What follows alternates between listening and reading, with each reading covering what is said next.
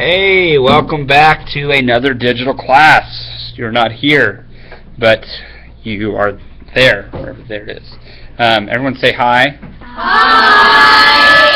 We're talking about prime factorization today, and we also went back and we defined some terms from yesterday's lessons. So here's the anchor charts that I made, and you can pause the video to get the anchor charts and all that stuff down. But basically, a multiple is a product of that number that is greater than 0. For example, multiples of 2 are 2, 4, 6, 8, 10, 12, 14, 16, 18, 20, 22, blah, blah, blah, blah. Multiples of 3 are 3, 6, 9, 12, 15, 18, 21. Yeah, it keeps going. Now, multiples of 4 are 4, 8, 12, 16, 20, 24. And the list goes on and on. You can do multiples of 5, 6, 7, 8, 9, 10, 11, it goes on. But multiples are just that, just the number being repeated. Now, also, we talked about divisible or divisibility rules yesterday, but it is when the quotient is a whole number and the remainder is 0, meaning you get a whole number in your answer. An example of that is 12 divided by 2 gives me 6. No remainder. Composite number. This is new terminology. So for this group that is with me, as well as people that are not with me, a composite number has more than 2 factors. An example of this is 10. The factors of 10, or numbers that I can multiply together to get the 10, are 10, 5, 2, and 1. It has more than 2 factors. My factors are 2, 5, 2, and 1. Now, that differs from a prime number, another new term from this topic. But it only has 2 factors, one in itself. Okay? Examples of prime numbers are 2, 3, 5, 7, 11, because I can only multiply 1 and that number together to get that number. I don't have a marker with me. You run back at my desk, Evan, and grab a marker for me.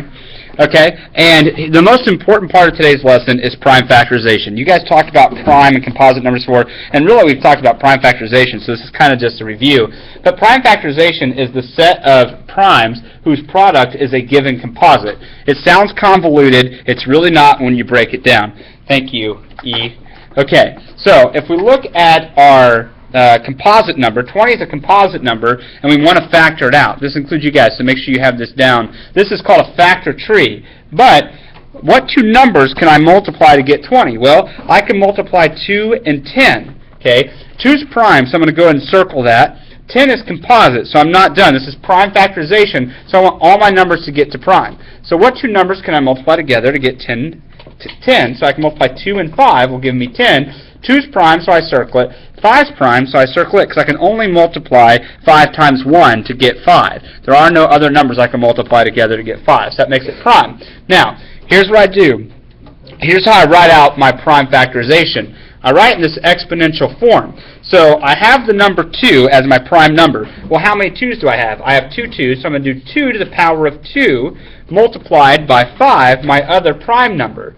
When I work out that problem, 2 times 2 is 4, times 5 is 20. So this prime factorization is correct because I checked my work. 20 is equal to 20. So it's this set of primes whose product is a given composite, saying that all of these prime numbers that I have, the product is the answer to a multiplication problem. So all these prime numbers that I have, when I multiply them together, my product should equal my composite, my original number. That's what that means. It seems convoluted, but it is really not. So if you're with us or you're not with us, we're going to be working on page 124 of your math textbook.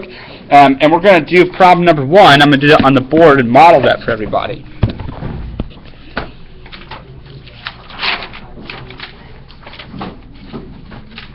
Okay, so problem number 1 is 18. And all the directions tell us to do is to use prime factorization to factor this number out. Okay, so if I look at 18, what 2 numbers can I multiply to get 18? Jay? 9. It's protection of your identity.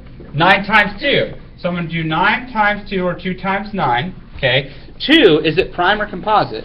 Prime. Prime. So I'm going to circle it. I'm done. with that number, is 9 prime or composite? Composite. Composite, because there's 3 multiples of 9, or 3 factors of 9. So what two numbers can I multiply together to get 9? 3 and 3. Is 3 prime or composite? Prime. Let's circle it. Is 3 prime or composite? Prime. Prime. Okay. In my prime factorization, my lowest prime number goes first in my prime factorization equation. So I have 1, 2.